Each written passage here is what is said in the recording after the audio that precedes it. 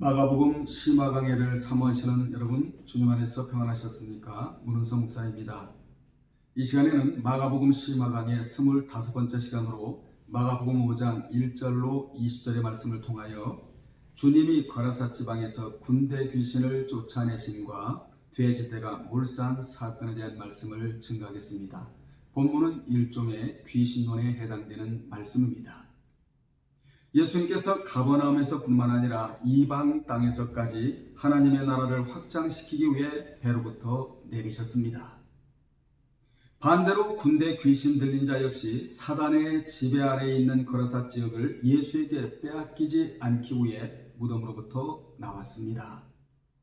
주님은 복음을 전하시어 구원을 얻게 하고 궁극적으로 하나님의 나라를 확장시키시려고 배에서 나오셨지만 사단은 군대 귀신 들린 자와 그 거라사 지역을 지배하고자 무덤에서 나와왔던 것입니다. 이렇게 주님이 나오신 목적과 사단이 귀신이 나온 목적이 전혀 달랐습니다. 주님은 살리려고 나오셨지만 사단은 죽이려고 나왔던 것입니다. 이를 요한복음 10장 10절에서는 도둑이 오는 것은 도둑질하고 죽이고 멸망시키는 것뿐이요 예수께서 오신 것은 생명을 얻게 하되 더 풍성히 얻게 하려 이 땅에 오셨다고 사도 요한은 말씀했습니다. 먼저 본문에서 무덤이 주는 이미지는 무엇입니까? 죽음과 멸망입니다.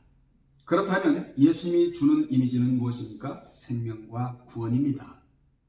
그래서 예수님이 나오신 장소와 귀신이 나온 장소가 전혀 달랐습니다.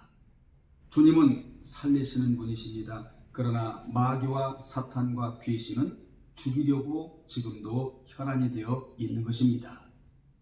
이러한 대목에서 우리가 깨달아야 할 것은 기독교는 빛과 어둠을 나누는 종교이자 영혼과 육신을 살리는 종교라는 것입니다. 사단은 인간을 유혹해 죄로 인해 죽게 하지만 예수님은 그들에게 복음을 주어 믿게 하심으로 살리려고 이 땅에 오셨습니다. 귀신이 얼마나 영악한지를 본문에서 알 수 있는데 귀신은 주님과 그 일행이 자신이 거하는 거라사 지방에 오신다는 것을 미리 알고는 그 일행의 육지에 배를 대자 곧바로 달려온 것입니다. 귀신은 눈에 보이지 않기 때문에 분별력으로만이 가려낼 수 있습니다. 그래서 신앙생활하는 데 있어서 분별력은 너무나 중요합니다. 여러분은 능력도 갖추시고 동시에 분별력도 갖추시는 여러분 되시기를 주님의 이름으로 축복합니다. 여기 더러운이란 단어가 아카다르토스인데 이 단어는 더러운 영 안에 있다라는 의미입니다. 그러므로 더러운 영 안에는 더러운 영이 존재합니다. 반대로 깨끗한 영 안에는 성령님께서 거하십니다.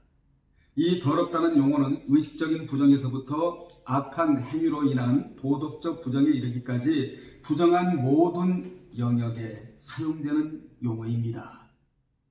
더러움의 반대가 정결인데 성경의 정결, 순결이란 단어가 카다로스입니다. 귀신은 아카다르토스, 즉 더러운 인격 안에 들어가지 카다로스, 즉 깨끗한 인격 속에는 들어가지 못합니다. 이것이 하나님이 세워놓으신 영적인 질서입니다. 그래서 우리는 예수 그리스도의 내적 인격을 닮아야 되는 것입니다. 놀라운 사실은 예수님이 배에서 나와 이방화 되어버리는 고토인 거라사인의 지방에 이르시자 예수를 가장 먼저 맞은 자는 예수를 대항하듯 저돌적으로 달려온 더러운 귀신 들린 자였습니다.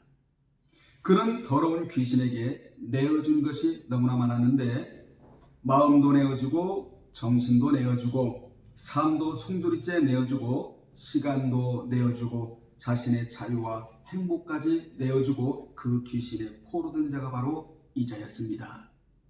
그렇다면 귀신에 포로된 그의 상태가 어떠했습니까? 첫째, 무덤 사이에 있었습니다.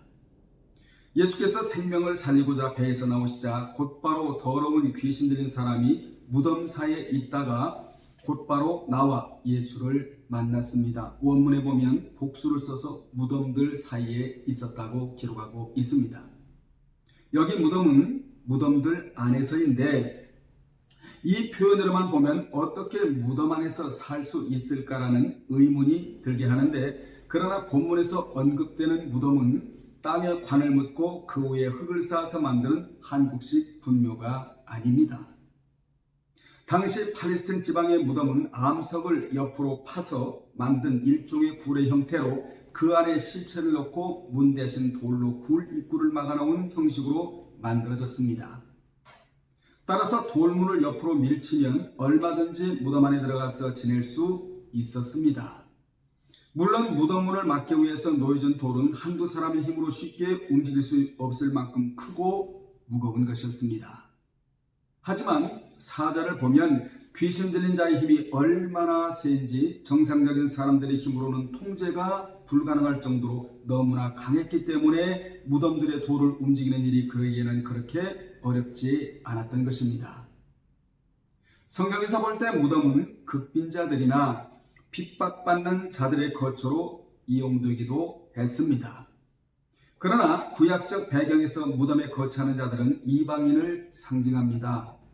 이사야 선지자는 이에 대해 이사야 65장 1절로 7절에서 잘 묘사해주고 있는데, 그의 표현에 의하면 이방인은 무덤 사이에 거처한다고 했고, 그들은 그 은밀한 처소에 거하며 돼지고기를 먹는다고 했으며, 그러나 여호와 하나님은 이들을 구원의 은혜에서 배제하지 않으시고 손을 벌려 적극적으로 찾아가신다고 했고, 그런데도 이방인은 여호와를 배척한다고 했으며, 이에 대해 여호와는 노를 품으신다고 했으며, 여호와께서는 이들에 대해 잠잠하지 않으시고 반드시 보응하실 것을 다짐하신다고 말했습니다. 이러한 구약적 배경을 알아야 본문을 이해할 수 있는 것입니다. 본문을 쉽게 이해할 수 있는 것이지요. 이사야의 예언처럼 주님은 여호와의 종으로서 선민 이스라엘 땅에서 주로 복음을 전하시며 활동하시면서 이방 세계도 적극적으로 찾아가신 것입니다. 그러나 귀신은 물론 거라사 지방의 사람들은 이사야가 말한 것처럼 주님을 배척했습니다. 이후 이들의 운명에 대한 설명은 성경에 나오지 않습니다. 예수를 배척한 사람들에 대한 이야기가 나오지 않는다는 말입니다. 성경은 인류사가 아닌 구원사이기 때문에 가치 없고 쓸데없는 부분은 삭제해버린 것입니다. 따라서 이들의 운명에 대한 설명이 없는 것은 예수를 거부한 이방인들의 추후 운명이 어떻게 될 것인가에 대하여 답을 주고 있습니다. 아무튼 본문의 귀신 들린 자는 삶의 현장에 있어야 할 자가 무덤 사이에 있었다는 것입니다. 그것이 그의 일상이었습니다. 오늘날 무덤 사이에 있는 것은 무엇입니까? 불결한 생각도 무덤 사이에 있는 것이고, 더러운 영 안에 있는 것이며, 미래에 대한 소망이 없는 것도 무덤 사이에 있는 것이며, 나는 못한다는 불가능의 생각과 패배 의식에 사로잡혀 있는 것도 무덤 사이에 있는 것입니다. 이러한 것들은 보이지 않으므로 분별력이 없으면 자칫 속고마는 것입니다. 우리는 그 사이에서 곧바로 나와야 합니다. 오늘 말씀을 들으시는 여러분들 혹시 무덤 사이에 있었다면 오늘 말씀을 듣고 곧바로 나오시기를 주님의 이름으로 축원합니다. 두 번째입니다. 아무라도 그를 쇠사슬로도 맬 수 없게 되었습니다. 귀신은 그 자를 어떤 형태로 잡고 있었느냐면, 아무도 그를 쇠사슬로도 맬 수 없을 정도로 잡고 흔들어대면서 영육간의 포로를 만들어버린 것입니다. 이러한 문장 구조를 이름하여 삼중적 부정의 형태라고 말하는데, 성경에서 이런 삼중 부정의 형태는 거의 찾아보기 힘듭니다. 그런데 그 자에게 이 형태가 쓰인 것입니다. 그러니 그의 광폭성과 힘이 얼마나 강했는지를 알 수 있게 합니다. 여기에서의 강조점은 아무나입니다. 즉 아무나 쇠사슬로도 맬 수 없게 되었다는 것인데, 이 아무나의 표현은 당시 힘이 센 사람, 의원, 박수무당 등이 마을 사람들을 보호하는 차원에서 이 한 사람을 통제하는 일에 동원되었다는 표현입니다. 여러분, 이 사람들이 어찌 보통 사람들입니까? 그 당시 특별한 사람들인데 그런 자들도 어찌할 수 없었다는 것입니다. 그런 인간의 통제를 이미 벗어나 있었고 오직 예수 그리스도만이 그 답을 가지고 있었던 것입니다. 저와 여러분의 인생의 답은 주님이 쥐고 계십니다. 그래서 그분을 한시도 외면해서는 안 되는 것입니다. 그분만이 우리의 의지처입니다. 방패입니다. 요새입니다. 피난처가 되십니다. 그분만이 진정 믿을 수 있는 분이고, 그분만이 진정 사랑할 수 있는 분이고, 우리가 기댈 수 있는 분입니다. 여러분은 주님을 의지하고 살아가시기를 바랍니다. 세 번째로, 여러 번 고랑과 쇠사슬에 매였어도 쇠사슬을 끊고 고랑을 깨뜨렸습니다. 고랑은 쇠고랑의 준말로 보통 손을 묶는 데 사용하는 수갑을 가리키지만, 본문에서는 이 고랑을 페다스라는 단어를 사용하여 죄수가 도망가지 못하도록 발을 묶는 일종의 착고들 또는 족쇄를 의미합니다. 여기 쇠사슬도 복수형으로 쓰여서 사람들이 강력한 힘을 가진 그를 통제하기 위해서 그의 온 몸을 여러 개의 쇠사슬로 묶어놓았음을 알게 합니다. 여기 매였다는 단어도, 데데스다이라는 매였다는 단어도 부정 완료 수동태로 그가 완벽한 상태로 묶여 있었다는 것을 알게 합니다. 이같이 귀신 들린 자는 광적인 힘을 가지고 있어서 이러한 것들로도 그를 통제할 수가 없었습니다. 이런 귀신 들린 자의 광적인 힘은 그가 자기의 이름을 군대라고 밝힌 데서도 알 수 있습니다. 그가 군대와 같은 막강한 힘을 가지고 있었으니 누가 그를 제어할 수 있었겠습니까? 그를 착고도 쇠사슬도 사람들도 그 어떤 것으로도 제어가 불가능했습니다. 이같이 사단의 권세는 다른 아무 힘으로도 제어하거나 통제하거나 이길 수 없으며 오직 살아계신 하나님의 아들 예수 그리스도만이 그 권세를 깨뜨리고 승리하실 수 있는 것입니다. 그 주님을 믿고 섬기고 산다는 것은 우리에게는 너무나 큰 행복이고 축복인 줄로 믿습니다. 네 번째로, 밤낮 무덤 사이에서나 산에서나 늘 소리 지르며 돌로 자기의 몸을 해치고 있었습니다. 여기서 우리는 귀신 들린 자의 처참한 모습을 보게 되는데, 귀신 들린 자는 밤낮 무덤 사이에서나 산에서나 늘 소리 지르며 돌로 자기의 몸을 해치고 있었던 것입니다. 자학을 했다는 것이지요. 누가는 이 자가 오래 옷을 입지 아니했고 그 맨 것을 끊고 귀신에게 몰려 광야로 나갔다고 표현했고, 마태는 심히 사납다고 표현했습니다. 그리고 마가는 본문에서 소리라는 청각적 이미지와 돌로 몸을 긋고 있는 이미지를 사용하여 귀신 들린 사람이 발광하는 모습을 입체감을 살려 묘사한 것입니다. 귀신 들린 사람이 소리를 지르는 이유가 무엇입니까? 그의 광기로 인한 것이고, 또한 그의 소리 지름은 그 사람 안에 있는 더러운 귀신이 소리를 지르게 했기 때문입니다. 그리고 자기 몸을 해치게 했는데, 여기 해쳤다는 표현은 상처를 입히고 때리면서 돌을 가지고 자신의 몸에 얼마나 참혹한 짓을 했는지를 나타내는 단어입니다. 여기서 우리는 귀신의 존재가 하나님의 형상을 입은 인간에 대해 얼마나 파괴적인가를 보여준다 하겠습니다. 그놈들은 하늘에서 쫓겨난 후 인간에게 안가품을 하고 있는 것이지요. 5절부터는 귀신이 더 이상 버티지 못하고 주님께 항복하는 내용입니다. 귀신은 멀리서 예수를 보고 달려와 절을 했는데, 여기 절했다는 표현은 부복하고 굴복했다는 의미입니다. 귀신은 멀리서 예수를 보고서 평소와 같이 지나가는 사람을 괴롭히기 위해 저돌적으로 달려왔으나 예수의 권세 앞에서 푹 고꾸라지듯 굴복하고 말았습니다. 이로써 예수께서는 인간의 능력과 존재를 뛰어넘는 신적 존재임을 극명하게 드러나게 되었고, 다음 절에서 우리는 귀신이 주님께 항복적으로 고백한 것을 볼 수 있습니다. 7절에 보면 귀신이 예수를 보고 달려와 큰 소리로 부르짖어 이르되, 지극히 높으신 하나님의 아들 예수여, 나와 당신이 무슨 상관이 있나이까? 원하건대 하나님 앞에 맹세하고 나를 괴롭히지 말아달라고 애원을 했습니다. 이같이 예수를 보고 달려와 엎드린 귀신 들린 자는 그가 처음 보는 사람의 이름이 예수라는 것은 물론이고 예수의 정체가 무엇인지도 정확히 알고 있었습니다. 이는 귀신 들린 자의 속에서 역사하고 있던 귀신으로 말미암은 것입니다. 그 귀신은 놀라울 정도로 예수의 정체에 대해 정확히 알고 있었던 것입니다.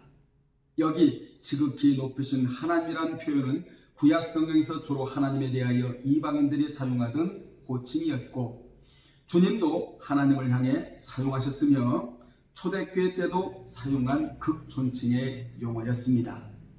실례로 다니엘서 3장 26절에 보면 느부갓네살 왕이 풀무불에서 살아난 다니엘의 세 친구를 향해서 지극히 높으신 하나님의 종이라는 표현을 사용한 것을 볼 수 있습니다. 주님은 오늘날 믿는 자들로 하여금 이 고백을 듣기를 그렇게도 원하십니다. 지극히 높으신 하나님의 아들이신 예수 그리스도요 라는 고백을 듣기를 원하시는 것입니다. 여러분, 우리 모두는 죄에 대해서는 자백을 해야 되고 신앙은 고백이 되어져야 합니다. 그 고백 가운데 한 고백은 지극히 높으신 하나님의 아들이신 예수 그리스도시요, 이 고백을 하고 살아야 될 줄로 믿습니다. 여기서 우리가 알아야 할 것이 있습니다. 그것은 바로 귀신이 이 고백을 한 것은 진심으로 하나님을 경배하거나 그의 말씀에 순종하려 하는 것은 아니라는 것입니다. 당시에 기록된 문헌들에 의하면 귀신들은 축기자의, 즉 귀신을 쫓아내는 자를 축기자라고 말하는데, 축기자의 능력을 약화시키고 사역을 방해하기 위해서 언제나 상대의 신분과 정체를 밝혀내었다고 합니다. 귀신이 예수의 정체를 밝히고자 하는 이유도 예수께서 아직 자신을 드러나실 때가 되지 않았으므로 신분을 감추시려는 의도를 알고 방해하기 위해서였습니다. 즉 귀신 들린 자의 입술의 고백은 틀린 것이 아니었으나 의도에 있어서 구속사역을 방해하려는 악한 계교에 불과했던 것입니다. 지금 눈에 보이지는 않지만 영적인 전쟁이 치열하게 벌어지고 있습니다. 예수는 귀신을 쫓아내시려고 하신다면 귀신은 나가지 않으려고 필사적으로 정하고 있는 것입니다. 이것이 영적 전쟁의 내용입니다. 사단은 주님에게 나와 무슨 상관이 있나이까? 라고 하면서 강력하게 정하고 있는 것을 본문을 통해서 볼 수 있습니다. 8절에 보면 이제부터 주도권이 예수님에게로 완전히 넘어온 것을 볼 수 있는데, 예수께서 귀신에게 이르시기를 더러운 귀신아 그 사람에게서 나오라고 명령하셨습니다. 먼저 귀신 들린 사람은 예수를 보고 미친 듯 달려나오고 그 앞에 고꾸라져 다른 사람들은 제대로 알지 못하는 메시아 비밀을 고백했을 때 그 주도권이 그에게 있는 것처럼 보였습니다. 그러나 그 배후에는 이미 예수의 명령이 있었으며 그는 주님의 권세 안에서 움직일 뿐이었습니다. 여기 예수께서 이미 그에게 이르시기를 이라는 말씀은 미완료 과거 시제로 귀신 들린 자의 모든 행동이 예수님의 명령 아래 계속되고 있음을 여전히 보여주고 있는 것입니다. 9절에 보면 주님은 그에게 내 이름이 무엇이냐고 물으시자 그는 내 이름은 군대이고 우리가 많다고 대답했습니다. 고대 사회에서는 적대자의 이름을 아는 것은 그의 정체를 정확히 파악하기 위해 필요한 절차였습니다. 마찬가지로 귀신을 쫓는 자가 그 귀신을 쫓아내기 위해서도 그의 이름을 정확히 알아내는 것은 꼭 거쳐야 할 절차였습니다. 그러나 예수께서 귀신의 이름을 물으시는 것은 그의 이름을 묻지 않으면 그를 쫓아낼 수 없기 때문이 아니었습니다. 오히려 귀신이 자기 이름을 스스로 고백함으로써 주님의 권세를 보이심을 물론 귀신 들린 자가 그렇게 강할 수밖에 없었던 군대 귀신의 본질을 사람들에게 밝히 드러내시기 위함이었습니다. 신약에서 이름이란 단어가 228회가 사용되는데 이 단어는 어떤 사람의 인격이나 그 사람 자체를 가리키는 데 주로 사용되었습니다. 사람뿐만 아니라 악령도 이름을 가지고 있었습니다. 특히 계시록 13장 1절에 보면 사탄을 상징하는 짐승은 666 숫자로 불려지기도 했습니다. 이 외에도 사탄의 세력이 갖는 이름들에는 계시록 17장 1절에 보면 큰 음력, 계시록 17장 5절에 큰 바벨론 등이 있습니다. 예수의 거룩한 이름이 죄를 사하고 귀신을 쫓아내며 구원을 주는 이름이라면 사탄의 세력의 이름은 죽음과 질고를 가져올 뿐이었습니다. 여러분, 주님의 이름은 능력이 있습니다. 하늘문을 여는 능력이 있습니다. 마귀 사탄 귀신을 쫓는 능력이 주님의 이름에 있다는 사실을 기억하시고 우리 주 예수 그리스도의 이름을 믿음으로 사용하시는 여러분 되시기를 바랍니다.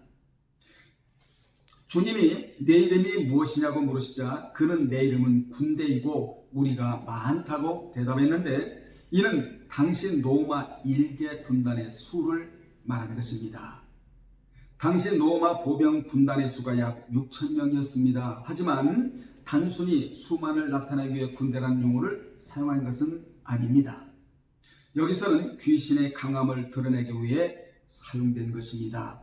당시 로마 군단은 불태전의 군대로 데가볼리에 정착해 있었고 세상에서 그들을 이길 군대는 없었습니다.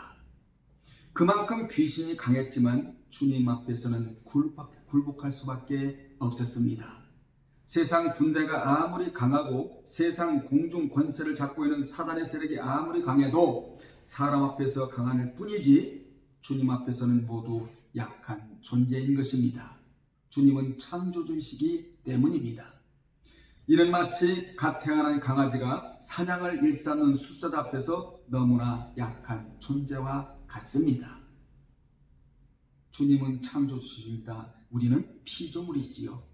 그래서 피조물이 가장 행복할 때는 창조주를 바라볼 때고 가장 강할 때는 창조주를 의지할 때가 가장 강한 때입니다.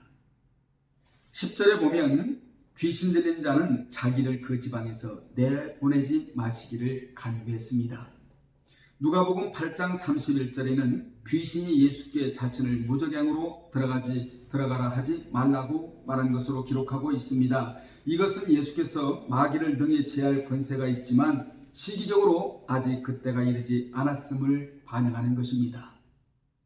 천년왕국 때가 되면 귀신이 1000년 동안 무적행에 갇히게 되는데 지금은 아직 갇힐 때가 아니고 역사할 때인데 왜 지금 오셔서 자신의 일을 방해하느냐고 사탄이 저항을 한 것입니다. 귀신은 유대인 지방이나 갈릴리 지방이 아닌 이방 거라사인 지방의 관할권을 아직은 넘겨줄 수 없다는 거부 의사 표시를 한 것입니다. 7절에서는 나와 당신이 무슨 상관이 있나이까 원하건대 하나님 앞에 맹세하고 나를 괴롭히지 말라고까지 했습니다. 귀신도 때를 압니다. 우리도 주님이 언제 오실지는 모르지만 오늘날 오신다는 마인드로 살아야 현세에서 내세를 준비할 수 있는 것입니다. 주님이 현세를 먼저 주신 것은 내세를 준비하라고 현세를 주신 것입니다. 이 현세에서 우리는 내세를 준비하는 자가 되어야 합니다. 귀신의 이 같은 간구는 앞으로 제자들이 복음을 들고 나갈 때 이방에서 부딪히게 될 강력한 저항의 암시기도 합니다. 그러나 예수께서는 이런 완강한 거부를 허용치 않으셨고 제자들 역시 이에 대해서는 마찬가지였습니다. 즉 마귀와 귀신의 최후 심판은 종말 이후로 미루어졌지만 이 땅에서 귀신을 쫓고 하나님 나라를 확장해 나가는 것은 복음사역의 고유 영역임을 마가는 본문에서 부각시키고 있는 것입니다. 11절에 보면 마침 거기 돼지의 큰 떼가 산 곁에서 먹고 있었다고 기록하고 있는데 여기 마침의 자리는 마침은 대인데 이 대의 자리는 하나님께서 이 시간에 개입하시는 타이밍입니다. 7절에 큰 소리로 부르짖어와 본절에 돼지의 큰 떼에서 크는 둘 다 메가스의 원형인 메갈레로 이는 귀신의 세력이 보잘것없지 않고 거칠고 수가 많았음을 시사하는 단어입니다.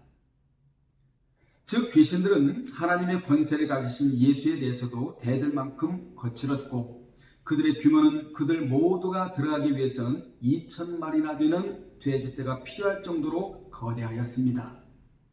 뿐만 아니라 메갈이라는 단어가 단지 수나 양의 크고 많음을 나타내지 않고 질적인 면까지 포함한다는 사실을 고려해보면 그들의 능력과 힘도 막강했던 것입니다. 또한 9절에서 귀신이 자신들을 소개하면서 우리가 많음이니이다 라고 했을 때 여기 많음 폴리스, 많음에 해당하는 단어 역시 그들의 세력이 거대했음을 보여줍니다. 그러나 귀신의 세력이 아무리 크고 강할지라도 하나님의 권능을 지니신 예수님의 능력 앞에서는 무력할 수밖에 없고 패배할 수밖에 없는 것입니다. 당시 돼지는 유대인 사이에서는 부정한 짐승으로 여겨졌기 때문에 먹지 않았으며 레위기 11장 7절에 이런 말씀이 나옵니다. 돼지를 치거나 함께 있는 것에 대해서도 부정한 것으로 여겨졌습니다. 따라서 유대인들이 돼지를 치는 일을 할 경우 주로 이방 지역에서 가난하거나 신분이 낮은 자들만 했습니다. 누가복음 15장 16절을 참조하시기 바랍니다. 이를 통해 볼 때 데가볼리 지역은 이방 지역이라는 것을 알 수 있는데 당시 산 옆에 비탈진 넓은 언덕은 돼지를 치기에 적합한 장소였습니다. 당시 그 지역의 사람들은 2,000마리나 되는 돼지를 치고 있었던 것이지요.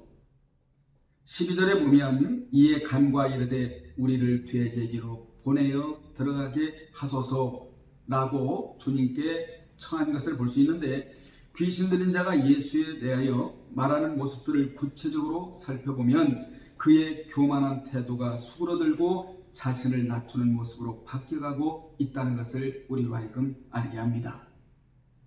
먼저 7절에서는 큰 소리로 부르짖으면서 당신이 나와 무슨 상관이 있나이까? 라고 이미 말했습니다. 이는 자신의 포악한 모습을 그대로 드러내는 일종의 한거였지요.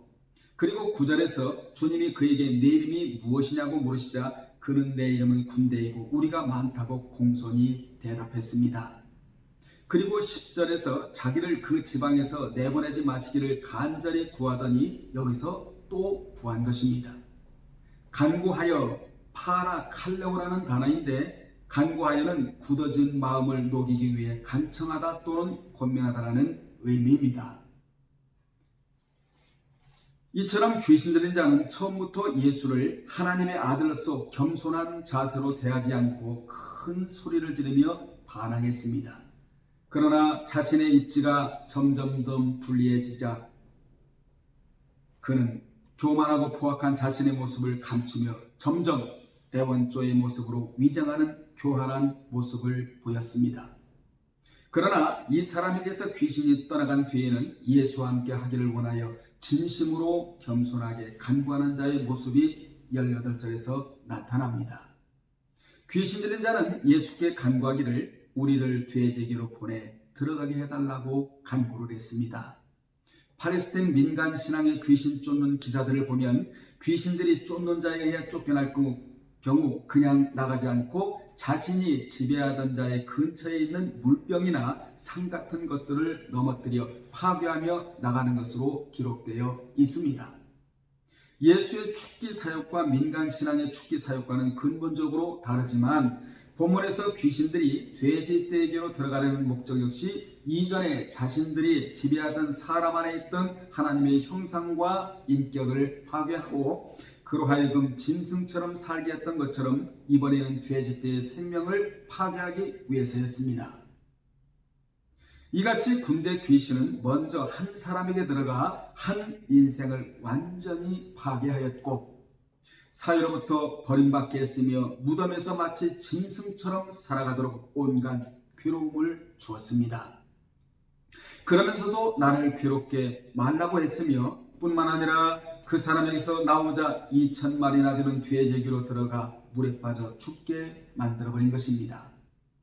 여기서 우리는 귀신이 예수를 향해 명령한 것이 아니라 예수님이 귀신에게 돼지떼에게 들어가라고 명령하셨다는 것입니다.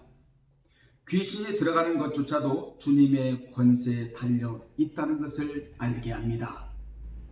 이같이 귀신은 자기들의 편안함을 위해서 한 사람의 인생을 완전히 망가뜨려 놓더니 이번에는 또 다른 사람의 재산을 완전히 파괴하고 만 것입니다. 이같이 귀신은 자신의 유익을 위하는 것이라면 타인의 희생쯤은 조금도 안중에 없는 이기적인 집단입니다.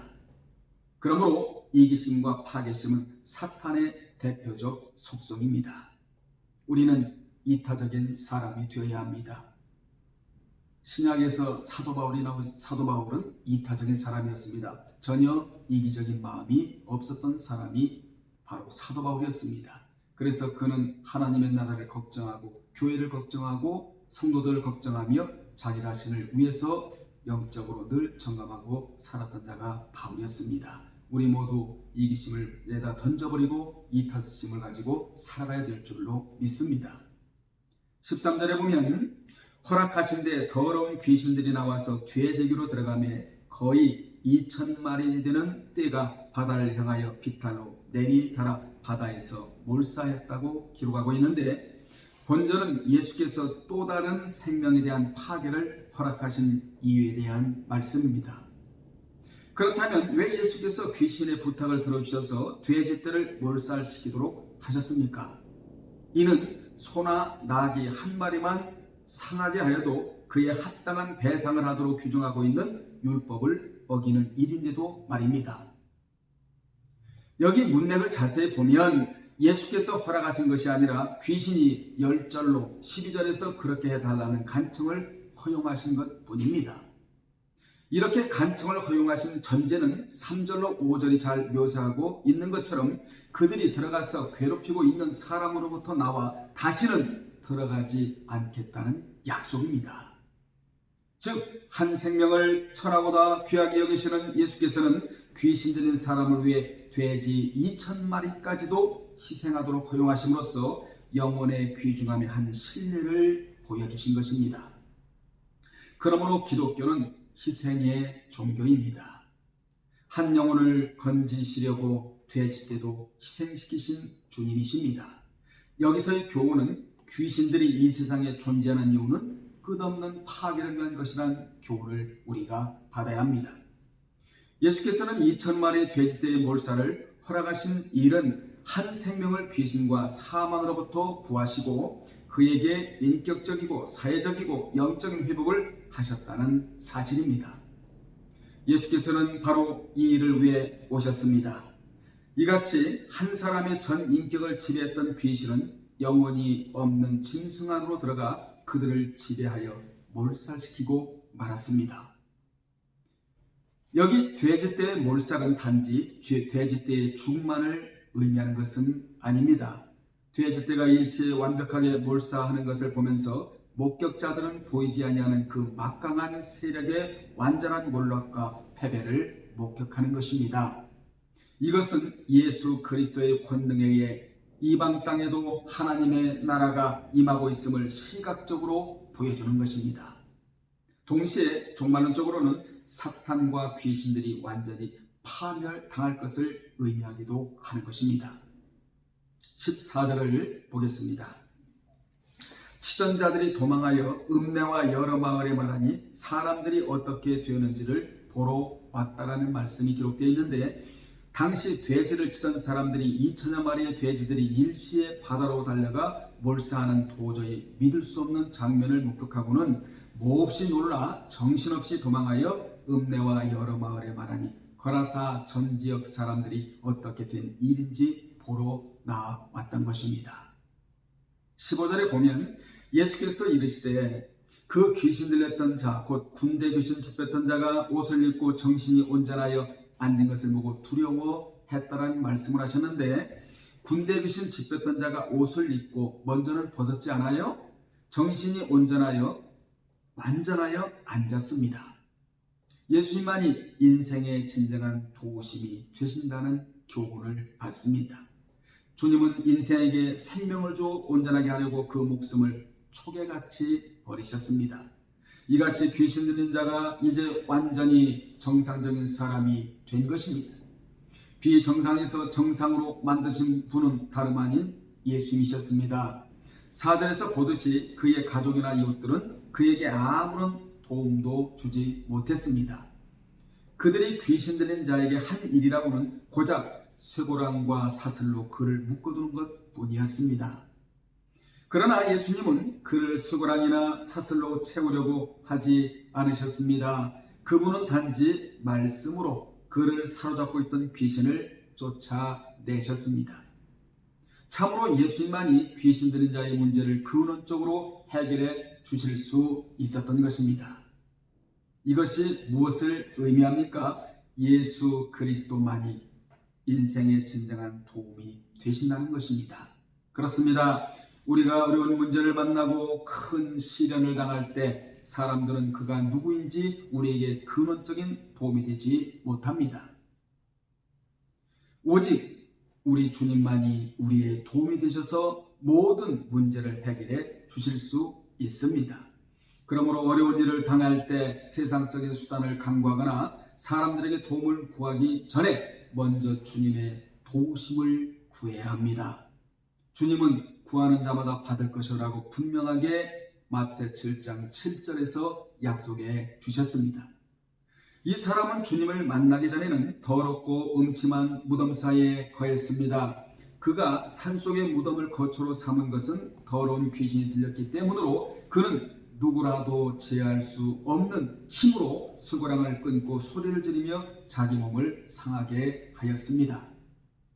이렇게 미친 사람처럼 방황하며 짐승같이 살던 사람이 그리스도를 만나 깨끗하게 되자 정신이 온전하여 옷을 입은 것입니다. 먼저는 벗었는데 말입니다. 수치심을 몰랐다가 이제 주님을 만남으로 인해 수치심을 알았던 것이지요. 이처럼 예수를 만난 새 사람이 되면 사탄의 세력에서 벗어나 파멸의 길에서 돌이켜 수치심을 하는 감각이 회복되는 것입니다. 그는 과거의 짐승 같은 삶에서 완전히 벗어나 그리스도를 전파하는 사람이 되었습니다. 즉 그는 그리스도께서 베풀어 주신 놀라운 은혜를 전파하지 않고는 견딜 수 없는 사람이 되었던 것이지요. 16절에 무슨 말씀이 있나 보겠습니다. 이에 귀신 들렸던 자가 당한 것과 돼지의 일을 본 자들이 그들에게 알렸다고 기록하고 있는데, 이 사건에 되어진 일을 처음부터 보고 있었던 돼지치는 자들은 돼지가 몰살하게 된 배경과 과정을 이 사건에 대한 소식을 듣고 달려온 성읍 주변 마을 사람들에게 상세히 보고한 것입니다. 이들이 이렇게 묻지도 않았는데 적극 나서 설명하는 것은 돼지떼 몰살에 대한 책임이 그들에게 있었기 때문입니다. 아마도 그들은 돼지떼 몰살에 대한 책임을 모면해야 했기에 모든 책임을 예수께 덮어 씌우듯 부정적으로 보고했을 것입니다. 17절의 상황은 이를 뒷받침해 준다 하겠습니다. 17절에 보면 그들이 예수께 그 지방에서 떠나시기를 간구했다는 말씀입니다. 본절은 귀신 들렸던 자의 된 일과 돼지떼 몰사 사건을 본 자들의 보고를 받은 거라사인들의 반응이 나오는데, 곧 그들은 주님께 그곳에서 떠나달라고 간구했습니다. 그들은 제정신을 회복하여 그리스도 앞에 앉아있는 군대 귀신 들렸던 사람과 물에 빠져 죽어있던 2,000마리의 돼지들을 보고도 그리스도를 경배할 생각을 하지 못하고 두려움 속에서 그리스도를 향하여 떠나달라고 요구했던 것입니다. 그들은 영혼은 생각지 않고 재산상의 손해만 생각한 것입니다. 주님을 얻으면 먹고 사는 문제까지 해결되는데 말입니다. 결국 그들에게는 귀신에게 풀려난 사실에 대한 가치 부여나 소중함의 인식 따위는 전혀 없었습니다. 아울러 군대 귀신이라도 말씀 한마디로 물리치시는 예수님에 대한 인식도 전혀 없었습니다. 그들에게는 오직 돼지떼를 잃은 데 따른 섭섭한 감정과 그분이 그 지역에 계시면 또다시 물질적 손해를 입힐지 모른다는 우려만 있었습니다. 실로 하나님과 재물을 겸하여 섬길 수 없다는 주님의 가르침이 입증되는 상황이 아닐 수 없습니다. 여러분, 주님에게는 물질도 있고, 주님에게는 능력도 있고, 주님에게는 치유도 있고, 주님에게는 지혜도 있고, 없는 것이 하나도 없습니다. 그러므로 주님을 모시고 사는 자에게는 모든 것들이 공급되어집니다. 18절을 읽겠습니다. 예수께서 배에 오르실 때에 귀신 들렸던 사람이 함께 있기를 간구하였으나, 이어서 19절에 보면 허락하지 아니하시고 그에게 이르시되 집으로 돌아가 주께서 내게 어떻게 큰 일을 행하사 너를 불쌍히 여기신 것을 내 가족에게 알리라 이렇게 말씀하셨습니다. 두 구절은 귀신 들렸던 자와 주님 간의 대화의 내용입니다. 기적이 일어나는 것이지요.